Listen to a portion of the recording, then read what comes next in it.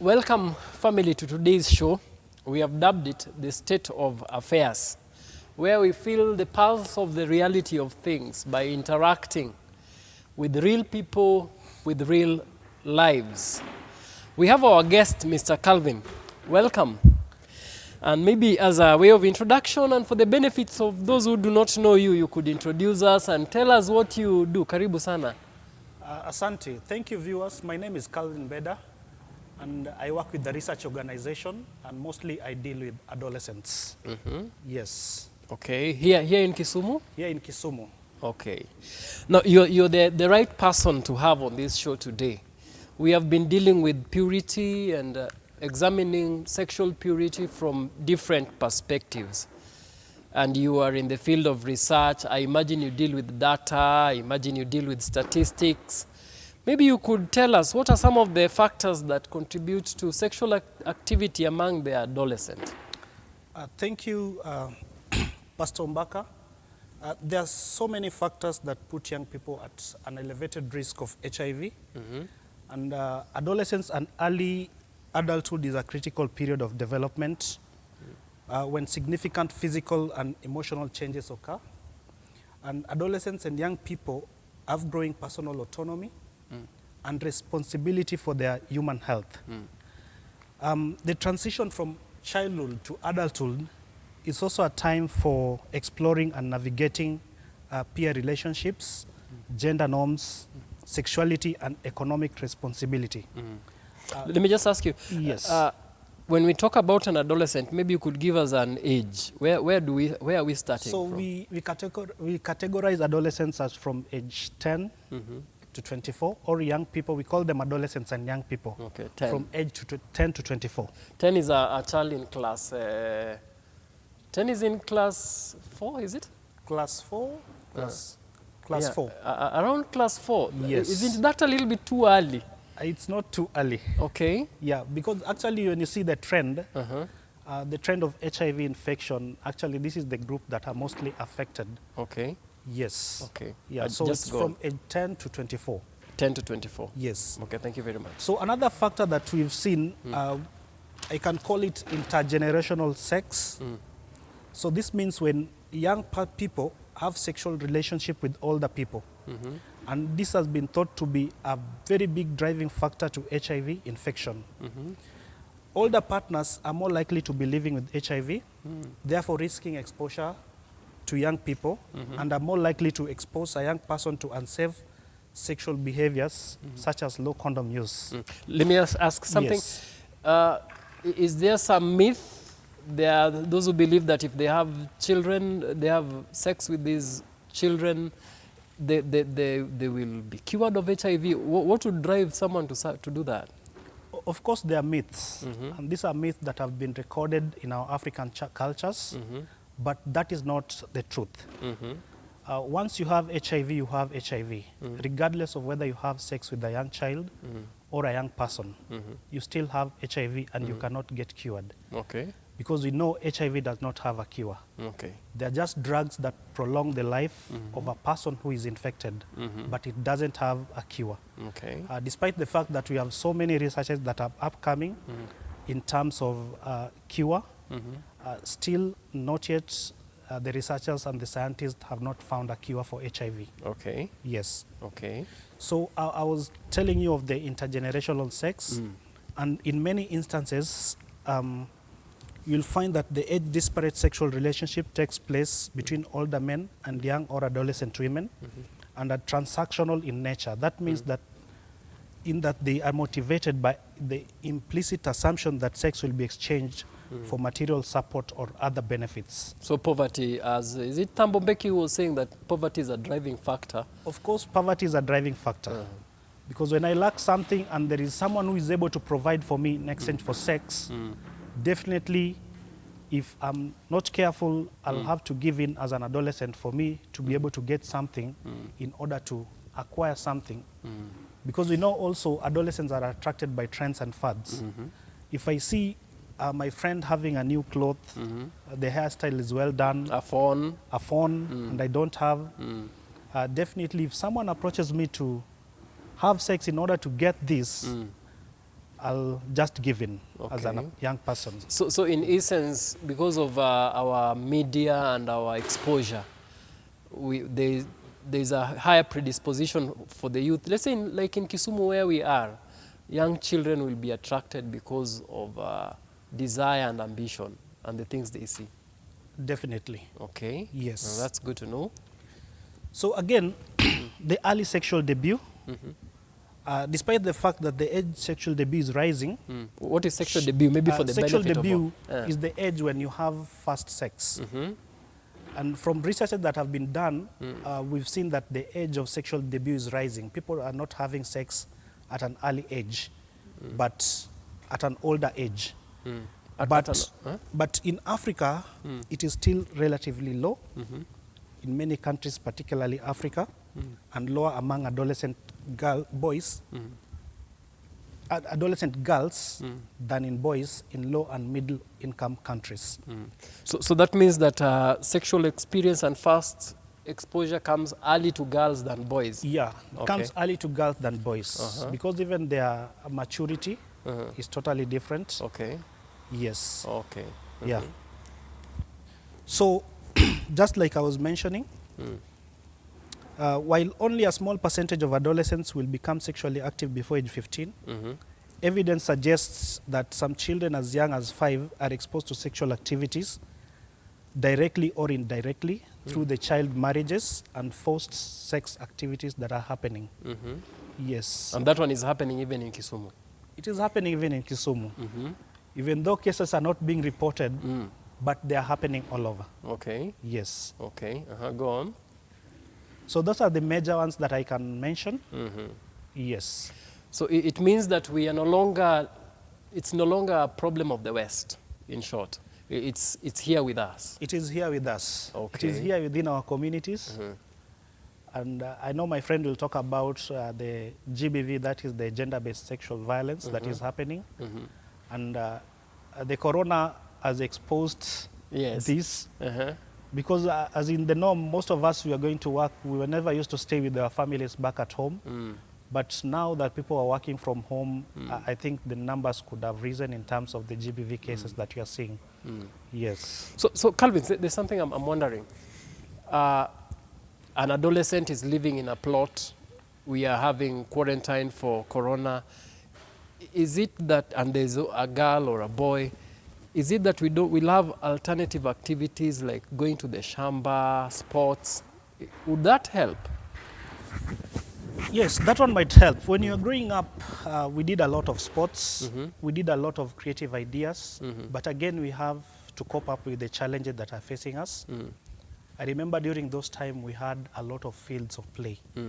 But right now, those fields have been turned into flats. It's a jungle, a concrete jungle. Yes. And the aspect of computers again, the aspect of phones. So it has taken our children back to the issue of phones, the issue of computers. Just to play computer games, just to play Xbox. Yes. So those are the sum of plays that our children are doing right now. Unlike in the past, where we had a lot of activities, people used to be creative. They could make vehicles out of tin, wires, which are no longer happening in this current age. So I think those are some of the things that maybe have made adolescents right now. And then the aspect of exposure to the media. A long time ago, we were not exposed to the media. But right now, the exposure of the media, I can say it's very rampant. There was one of our teachers in Sunday school went to teach children under 9 on sexuality. And she was shocked that they were very exposed and they knew these things. In fact, she came out of the class and she was wondering, are these the children, are these kids, the things she's meeting, the things they have met, she met later on in life. Maybe as a follow-up question, what are some of the efforts as a researcher that you are making to mitigate and to lessen these menace in our society? So, though we have considerable data gaps which are still, that exists in our knowledge of HIV among adolescents and young people. This is particularly the case for younger adolescents because of the challenges in getting parental approval for their involvement in service. Sorry, what do you mean by that? Parental approval? Parental approval, we know in Kenya, for you to give a consent, you must be of a legal age of 18 years and above. And here that is consent to engage in a research? In a research, or even consent to engage in a particular activity. Okay. I have to go through a parent for me to be enabled to access the child. But I think parents are also overprotective, or fear of the unknown. They don't know what the adolescents are going to be asked. And for you to come up with a program, you have to go through the parent to ask for permission. So that is why I was saying challenges in getting parental approval for their involvement in service. And even lack of age-appropriate questions. Because there are questions that I may ask that may be offensive to the child that I do not want to ask. Maybe I want to ask later when they are grown-ups. But this is a case that you are faced with adolescent. And from our past researches that we've done, it is shocking that most adolescents know what you think that they don't know. Yeah. Yes. So I think the fear of unknown has driven most parents not to accept their children to participate in some of these researches and program activities that are. So it means that the data that you have is either skewed, biased, or the sample size is less, or what does it mean? How does it translate? I can't say the data is skewed or the data is biased, but we acknowledge that there are gaps that exist within this category of group that you are dealing with. Okay. Yeah, so many researches have been done with 18 years plus and above, but because of complications, and they're also termed as the vulnerable group populations, because in research ethics, those are some of the protected groups, the children and the adolescents. So it needs special attention, and where data exists, there are limited sample sizes and lack of disaggregation limits. The available evidence to inform programming. So that is all I can say. Now, I want to, you were saying something. Yes, so I was saying that in as much as we have some gaps, we still have some HIV programs, or even programs that target adolescent girls that are happening currently in the community. And those have been developed according to age appropriateness services. And then we even try to engage the parents, the caregivers and guardians in the response, because we know they are the driving force behind this. So in each and everything, we try to engage the parents, we try to engage the caregivers and the guardians, and also engaging the schools in this response, and engaging the young people themselves in the programs, because we realize there's a saying that goes that nothing without us. Yes. You cannot come with a program that targets adolescents and you do not want to involve them. You must involve them in their programs so that they also know and they also can give you feedback on how best these things can be done. Now, let me take you somewhere. Yeah. Applications. We are living in the days of app and computer, and what you are saying that there is a program you've developed, some game or Yes, exactly. These are just normal things that are being taught in schools. The issue of puberty is being taught in schools. Our life skills are being taught in schools. And we know, just like I mentioned, that adolescents are attracted by trends and fads. So we've taken all these components and put them in a smartphone game in form of animations. What's the name of the game? It's called just Tumaini for Life. Tumaini for Life. Yes, or game. And put them in form of a game. And this is something that adolescents can play during their free time. It has levels, it has questions, it has scenarios. Whether you make a good choice or a wrong choice, you create your own avatar, you create your own picture, you create your own character, and proceed with playing the game. The objective of the game is to? One of the objectives, we want to try to teach them if they can delay their sexual debut. Just like I mentioned, in Africa, we have law, it's still law. So we are trying to teach them if they can delay sexual debut. And then the issues of pregnancies, we've seen early pregnancies or that are happening, unintended pregnancies. So all these are encompassed in that game. And you choose a game and you play, you make your choices. So at the end of the day, it will tell you if you've made a bad choice or a good choice. Or a good choice. Yes. So we want to see where do we get this? Where do we get? Is it on Play Store? No, it is not on Play Store. This is an intervention. It is research. Remember, research influences or informs policies. So it is not out there to the community. It is something that is being investigated to see if it can work. Okay, if it can If it works, then we give them to policymakers who can implement. The same thing, you're seeing Panadol here on the market, you're seeing all these drugs, they pass through research. It was not meant for the whole community, but when an investigation product is being investigated, or a game, an intervention is being investigated, when the results are out and the results are promising, then it is taken to the policymakers or even the government now to implement. So it becomes available to the masses. The masses. So we can't wait for its rollout. We hope it is soon. Someone said the best time to do anything is yesterday. The next best time is now.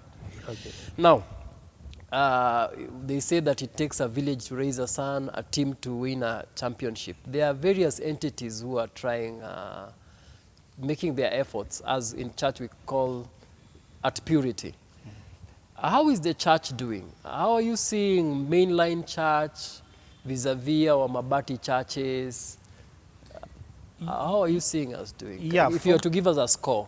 From my point of view, long ago we did not see the faith-based organization coming into play. Why? Especially in terms of the HIV programming, all things that target adolescents.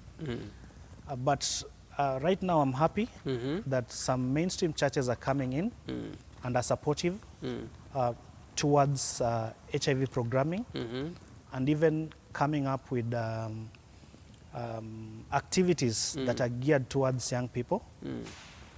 But I cannot report the specific churches because I haven't delved more into that. But what I know that they are programming that the faith-based organization currently are doing, and they're doing a good job altogether. Yes. Yeah. How about, I'm interested because the fastest growing aspect of Christianity is the Pentecostal charismatic movement, the African instituted churches, our Mabati churches. Are you seeing us in that economy trying to bring purity? Yes, how I wish that Pentecostal could also be involved more. And I think this is something that can be discussed further. During the inception of these programs, they also need to incorporate the faith-based organizations so that they also give their view in terms of the spirituality aspect and not necessarily educational aspects. Yes. Because if you make it a comprehensive approach, I think we'll reach somewhere. Remember, all these things have been targeting towards behavior. And we are told in Africa we are not seeing any change, but rather some cases are just increasing. So I think it is also high time that religious leaders have to come in when these things are being programmed. They are also included to bring the spirituality aspect of all these programs that are geared towards our young people. Okay. Yeah. It's interesting, you're saying we are not seeing any change, maybe without quoting statistics. Some say that death rate is going low, but new infection is on the increase. Is it there's something like that? So that one I'll delve more into it. Because we have something called prevalence and incidence. Incidence is the number of new cases, and prevalence is the number of existing cases. Yes. So in terms of incidence, we are seeing that the incidence is very low, but the prevalence is maintained. Remember, prevalence now combines the new cases plus existing cases. Existing cases. Yes. Okay. Yeah. Okay. So it means again that the programmatic work that is embedded inside our communities are again working. That is high. Yeah, again working. Because when the incidence is low, it means that apart from some few sub-counties or even few counties that we've seen, the HIV cases being on the high rise, but generally in Kisumu, we cannot compare Kisumu, the Kisumu that we knew in 2010 right now, because our incidence is a bit low. It's a bit low. Yeah, if we compare the two. And we thank God for that. Yes. We thank God for that. Yeah. Thank you very much, Calvin. It's been a pleasure having you.